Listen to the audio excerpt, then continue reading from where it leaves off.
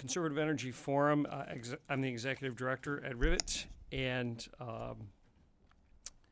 there's a 500,000 things I could respond to in the dialogue that just happened. So if you're really going to limit me that much, Madam Chair, I will say that I myself am a planning commissioner in my local township here in Ingham County, and I was directly involved in the crafting of the solar ordinance in our township. I come from a long line of local officials, including township supervisors, county commissioners, and drain commissioners, et cetera. It's the family business.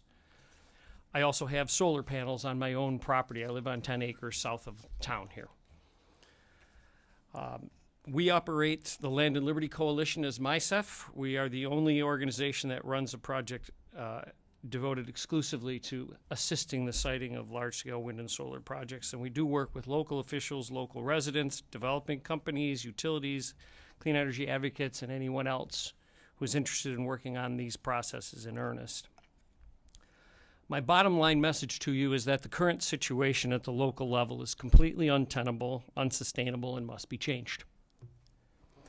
In the past 5 years, about 100 solar and wind projects have been killed due to local zoning battles. 100.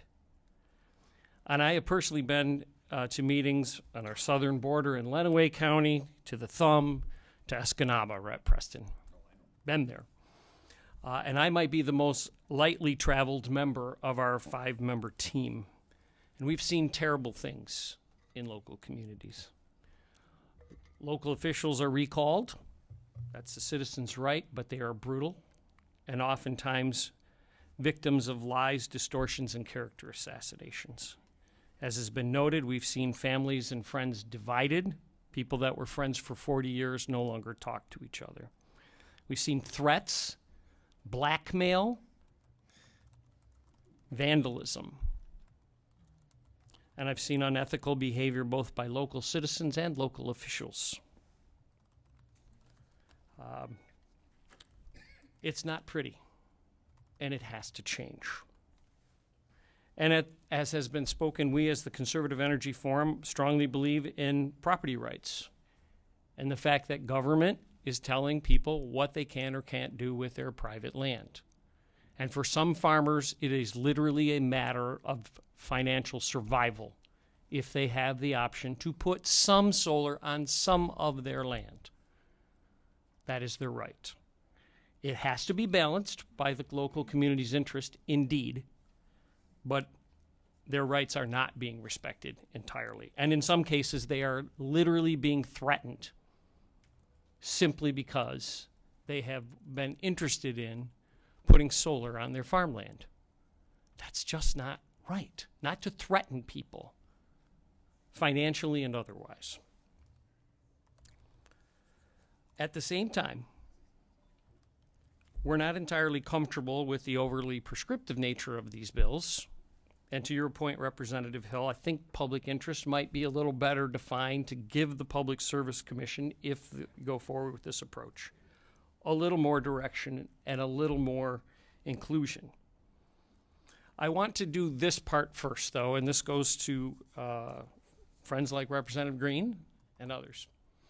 The total amount of land we're going to need for solar in the state of Michigan is probably about 265,000 acres.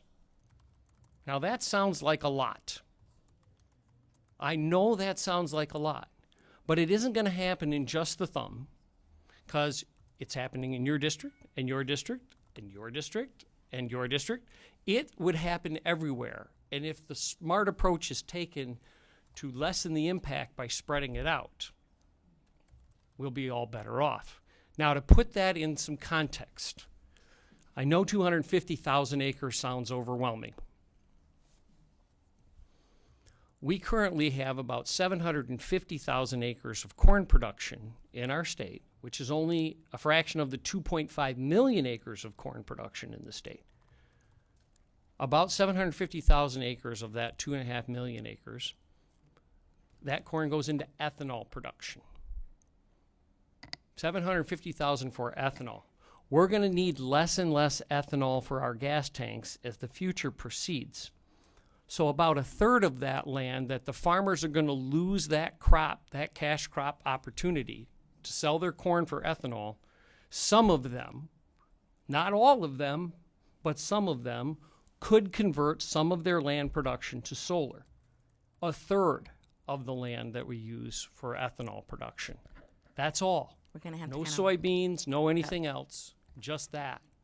So, Thank you, Mr. Rivet. bottom line, we need to change something, but we should balance as much as possible. Local control should not be completely abrogated. Thank That's you. the message. Next